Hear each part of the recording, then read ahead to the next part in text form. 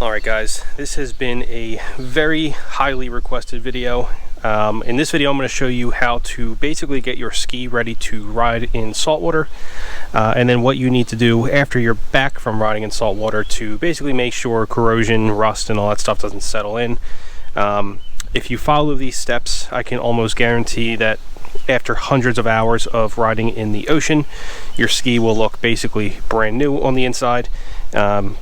And you won't have to worry about any kind of corrosion or electrical damage or anything like that. So the process is very simple. I'll start you from the very beginning. Basically just the first thing we are going to need to do is remove the engine access cover, and of course you are going to need a T30 bit for that. I know people ask me all the time what tools I'm using to take this off so fast, and for the most part I just use a drill with the T30 bolt on it, but you can also use an electric ratchet, rechargeable, but if not, you could just quite literally use a wrench and take your T30 bolts off. So if you're doing a lot of maintenance on yours, or if you ride frequently, it's definitely worth getting at least one of these to make this whole process quite a bit faster. But we'll get to that in a second. So I just want to go over a few of the things that I'm going to be using here. Now there's tons of anti-salt or salt protection products out there. Salt Gone, Salt Off, Salt Away. There's quite a few other ones as well.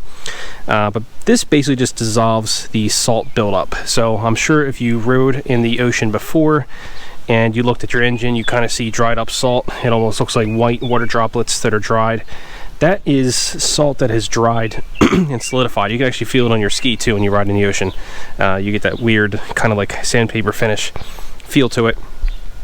This stuff will eradicate that. So obviously you can rinse it off with a hose and it will work, but this will work much better. Either one of these, very easy. You basically just put it into a sprayer, kind of like the one I have here. So I have it filled up with a concentrate of, again, any one of these. Fill it up, and we're going to use this to spray the ski, but we're also going to use this to flush the ski out as well. Now keep in mind, you do not need to use Salt Off, Salt Away, Salt Gone, whatever. If you do not want to, you can use just water, but like I said, I'm doing this to make my ski last as long as possible, and I've found the most effective products to use. It's all the stuff I have here. This is a relatively new ski, but in the past I've had skis with several hundred hours, and even then you can basically eat dinner off the engines and the pumps and everything. They're so clean. So find yourself a nice salt remediation product. Really, if it's cheap on Amazon, that'll do. I'll list a couple in the description in case you guys are interested. I'll also put this on here as well. This is a tool that I've been using for a while now. This allows you to do a mixture of the Salt Away and water, or just water only. And like I said, we will use this to spray the ski as well as the engine, but we're also going to use it on the flush port because this is a supercharged ski, so we definitely want to run this stuff at least through the intercooler. But if you've ever worked on skis that have higher hours or anything definitely that's been ridden in salt, you can see basically everything internal of the exhaust manifold and everything. There's little injection ports, they get clogged up, they get corroded, salt crystallizes, and it's just, you know, it's bad news. You may not have problems right away, but down the road you certainly will. So that's what this stuff is. And then of course you are also going to need some kind of anti-corrosion lubricant, penetrant, whatever you want to call it. I am using XPS. I got a bulk deal on this stuff. There's so many other products you can use. Corrosion X, CRC, even WD-40 has a anti-corrosion, not standard WD-40. There is a specific WD-40 that has anti-corrosion properties. Yamalube is also a good one. Basically anything that's anti-corrosion is a good suit for this. You do not want to use just regular old WD-40. That's not going to do anything for anti-corrosion. That is simply going to expel water. So make sure you find yourself a nice anti-corrosion lubricant. So I do want to mention this. All the time I see people say, well, you know, I ride my ski in the salt and I don't use this stuff and it's still perfectly fine 2-3 years later. Yes, that's fine. You may have go 5 years or 10 years without any problems, but I can almost guarantee you any ski that is doing the proper procedures for preparing for saltwater and rinsing after saltwater is going to be much easier to work on. It's going to be much more reliable, and it's certainly going to last quite a bit longer. So just take that as you will. And then of course the last thing I have here is dielectric grease. Now the skis from the factory do have dielectric grease on all of the electrical connections.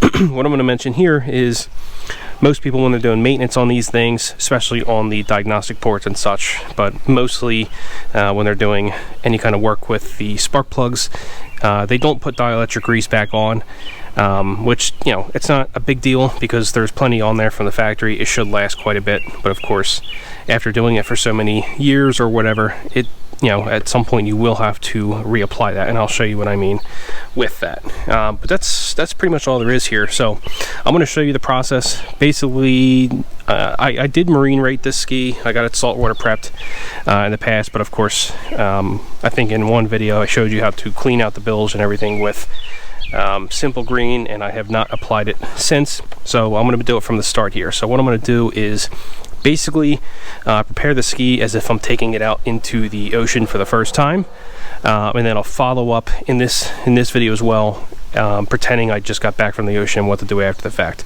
I ride a combination of salt and freshwater.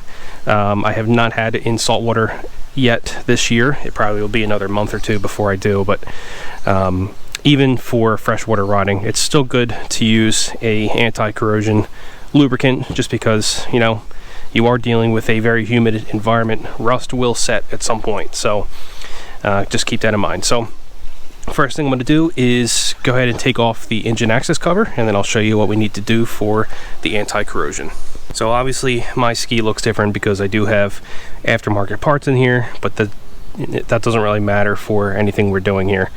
The first thing I'm going to do is show you how to use the dielectric grease. I'm only going to do the spark plugs here because that's pretty much the only connections I've removed, but it's good practice anytime you remove any kind of electrical connections, just put a little bit of dielectric grease back on the face before you reconnect it.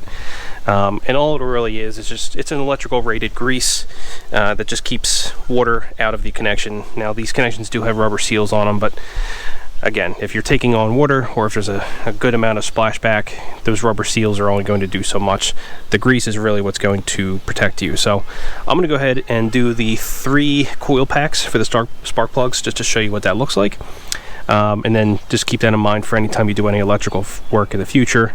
Anytime you remove a connection, put a little bit dielectric grease on there, just to call it safe. First thing I'm going to do is just pop off these connections. And you can see there's still a little bit in there from the last time I did this. I actually noticed that there was no dielectric grease on the spark plug tips, or on the spark plug connections from factory on the 325, even though all of the previous skis have. Alright, so this is out. We're just going to go ahead and take a little bit of dielectric grease, just a small amount. You don't need much. That's all you need right there. Run that across the face on each one here.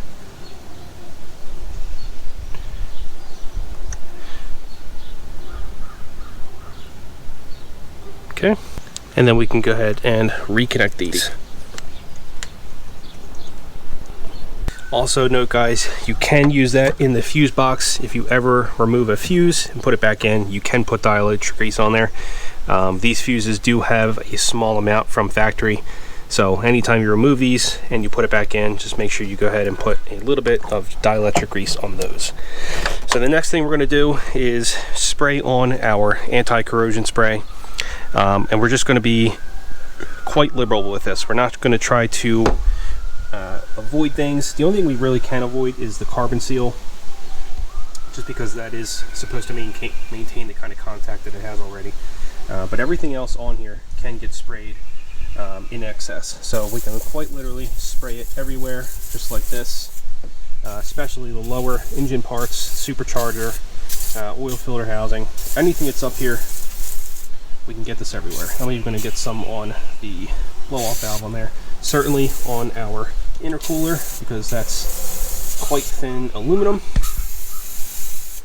We don't want any corrosion to set on that. Now I did, in another video, I showed how We can spray anti-corrosion spray on the intercooler when it's out, just because salt water can sit on the bottom of the intercooler, right where it sits up against the foam pad, and you know, it's hard for that water to evaporate. It kind of sits there, and then over time the corrosion will just eat away at the bottom of the intercooler. So if you ever have your intercooler out for service, or if you just wanted to use a preventative measure, try to lift the intercooler a little bit and spray this stuff underneath, because that's a very common spot for this stuff to fail. Next, we're going to go ahead and try to get all of the hose clamps. Again, if you know anything about these things, the hose clamps can fail, they can pop. We're certainly going to get the exhaust ones, just like that. Get the ones for the water box there. I'm going to hit the exhaust manifold. Now, if this was a car, I would probably not hit the exhaust manifold, because all this stuff is just going to, you know, turn to smoke and burn off. But on this, it's water cooled. It does get hot, but not a crazy amount, so that's nothing I'm worried about. And you can see it's spreading over quite nicely. And now we're just going to hit up on this side. Now that the top of the engine mount is a common spot for rust to form, so we're going to go ahead and make sure we hit that as well. This side of the engine going down at the front. Yeah, we have a very nice coating here. And then another spot that's kind of hard to see is right next to the oil filter housing, where it kind of goes down. You can see there's quite a bit of bolts and clamps here, as well as down there. And of course, in another video I did show how to cover the components under the intake manifold as well, because that's a whole another section you just don't have immediate access to. So this is looking pretty good. I'm going to hit the blow-off valve there again, just to get a little bit of that in there. But this is looking good. So the engine has a very nice coating. Now this stuff, I don't know what the additives are in here, but it does spread very nicely. Some of the thicker stuff, like I know fluid film is a fantastic anti-corrosive, but it is also very, very thick. So it's not like this where when you spray it on, it kind of just spreads itself out. Wherever you spray it, it will stick. So you may have to go a little bit heavier with that, but this is looking very nice. So this part is done. Basically, if we were to we could go ahead and put the engine cover back on. I'm not going to do that just because we have the next part here. But the next part, which a lot of people forget, is to hit your jet pump as well. You want to hit everything in here. Again, you can be quite generous. We'll hit underneath as well, all of the linkages we could spray through. And then a common spot that always gets forgotten is the drive shaft, which is underneath.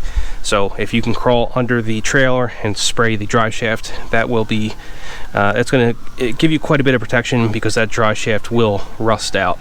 It's not like the older drive shafts. I'm not sure what material they're using, but they certainly rust a lot easier than they used to.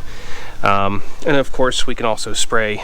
We're not going to get the springs directly, but spray kind of in between the ladder here and just get that going, because for those of you that ride salt, you know at some point the springs will just get rusty in here, and when you let it down, it just will not retract. So that's that. And of course, we can also spray our ratchets as well. Now these are self-retracting ones, so that's why I'm hitting these. If you just have regular ratchets, it doesn't really matter. So that's pretty much it for getting the ski ready to ride in salt.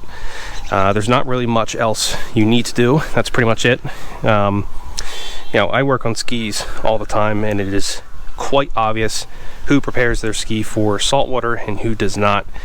And if it gets to the point where parts just break, you're trying to replace bolts and they just snap, well, you know, that's just going to increase the cost of repair, unless you're doing work yourself. But you know how much more frustrating it is when pieces are just breaking on you. So, you know, saltwater skis are always more expensive to work on, but if they're maintained properly, it certainly makes things a lot easier. So that's it for this. Now, next part of this video, I'm going to do as if we just got back from riding in the ocean, and I'm going to show you what the process is for that. So after we get back from riding in the salt, what we want to do, of course, is the first thing we're going to rinse the ski off with some kind of salt gone. Now I already have a mixer set up on the flush port. I'm only doing this one separately because I have plenty of these laying around, so you can certainly use just this to rinse your ski off, but since I have this, I'm just going to keep this in the video just to make things a little bit easier. But basically we're just going to hook this up to the hose, and we're going to cover everything. This is not going to cause any damage on the acrylic CM Tech holes. You can spray this everywhere. It's a very low concentration, but even in high concentration, it's not going to cause any problems. It is neutral pH and everything. So we're just going to spray everything. We can even spray it on the engine if we want to, but cover all of the surfaces, whatever. I'm going to go ahead and do that, and I'll show you what it looks like.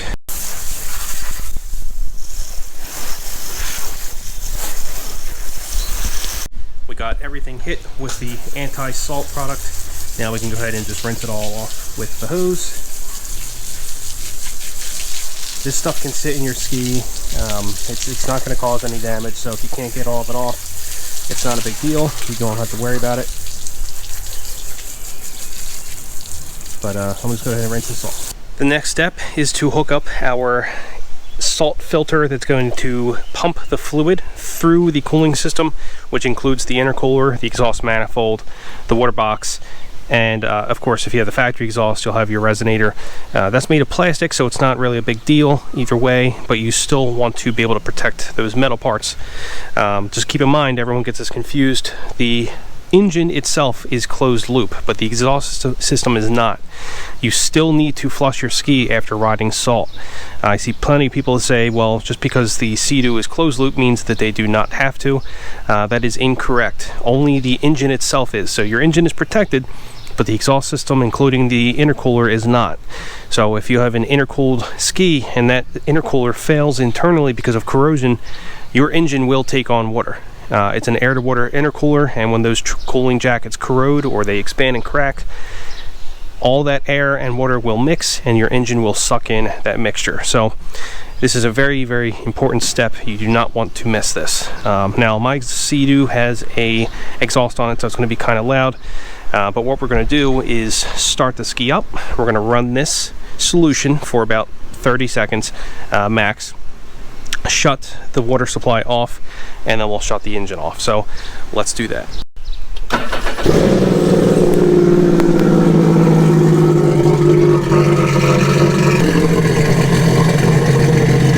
You see it mixing?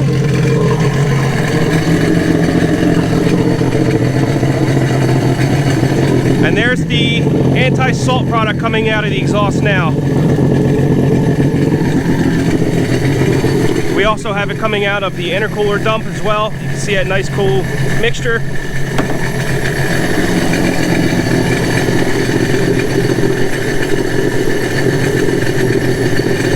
All right, that's good enough. We can go ahead and shut this off. And we can shut the ski off. So that's all we need to do to flush out the exhaust system. And this is nice and protected now, so I'm gonna go ahead and remove this setup. All right, and the last step, again, of course, is to spray the anti-corrosive lubricant. Now, there's arguments online that say, well, before you go out in the ocean, you shouldn't have to worry about this because it's going to get coated and stuff anyway, and only use it afterwards. And then some people say use it before, you don't have to worry about it after because you already sprayed it on. My philosophy is this stuff is so cheap, and these engines and these skis are so expensive. I'd rather have protection before I go out and after I go out. So of course we just rinsed everything off. Who knows if this stuff is even left anyway. So basically I just think it's a good idea to reapply this stuff whenever I can. So first I'm just going to start with the jet pump. We'll hit the ladder real quick, especially those bolts, and then we'll go ahead and spray the jet pump, get everything in there as well as the bolts and the linkages as much as we can. I'm also going to climb under the ski and hit the drive shaft, but I'll do that after the fact. And now up here, you can remove the access cover again if you want to spray everything down. I've found that it's perfectly fine just to kind of spray in from here. We can hit everything and then kind of go from, you know, an angle like that just to hit anything that's in the back that would have came off when we rinsed it. But basically, we just want to hit anything that came off. We'll reapply a nice thick coating up here, just like that. Get everything that would have been lost. Again, you cannot put too much of this stuff. The more, the better. And that's good. So this will kind of spray out over its own, on its own. And this is good to go. Now, of course, on the 325 intake manifold, there is no water drain on the top of this cylinder. So I forget, this is either 1 or 3. I can never get the orientation correct. Every other manifold has a small drain at the bottom of it, so it'll kind of just drain all the water that built up and go under the engine. This specific one does not for some reason, so you may just want to get a rag or something to dry that up. You can let it sit if you want, but I personally prefer to have things dry out. But that's pretty much it for pre and post ride saltwater riding. Now, of course, you may also want to let your storage compartment air out. Just leave it up. You can see there's always a bunch of water that kind of built up in there, and especially if you are riding salt, it is going to smell absolutely foul in here. So let this air dry. I actually cleaned this out with Simple Green this morning, so it does smell a lot cleaner, but it was smelling pretty rank. So let the ski dry off. You can bolt down your engine cover if you removed it for the follow-up, but definitely keep your seats off. Let everything dry out in here. Your seats are also going to maintain or retain some water, just because, you know, it's foam inside. They're going to absorb a little bit, so let them dry. The last thing you want to do is immediately come back from riding in the ocean and put your seats on, put your cover on, and then tuck it in the garage, because it's just going to get moldy. It's going to smell. Things will probably rust on the inside, especially spots that you weren't able to hit with the anti-corrosion spray. But that's it. There's really nothing else to it. It's very easy to do. I see people all the time that are arguing, saying you don't have to do this, your ski will be perfectly fine. And you know, take it from me, I work on skis all the time, and I can always easily tell who does not maintain their ski. In fact, it's pretty much a guarantee that they're always going to cost more to maintain in the long term. It's just better off to do proper maintenance. Salt and away and anti-corrosion, as well as dielectric grease. You can get all three of those for, you know, $25–30, and they'll last you an entire season, and it will certainly save you a massive headache down the road. But that's pretty much it. I will post a link to some of these things in the description. Again, there's a whole range of products. There's no specific one that's better than the other. As long as it's a anti-corrosion lubricant, it's definitely a good thing to have. So I'm gonna go ahead and get these footwells drained out, but that's pretty much it for this video. If you guys have any questions, please feel free to leave a comment or send me an email, whatever you want to do. I know some of you guys have found me on Facebook. You can send me messages on there as well. But that's pretty much it. Have a good one.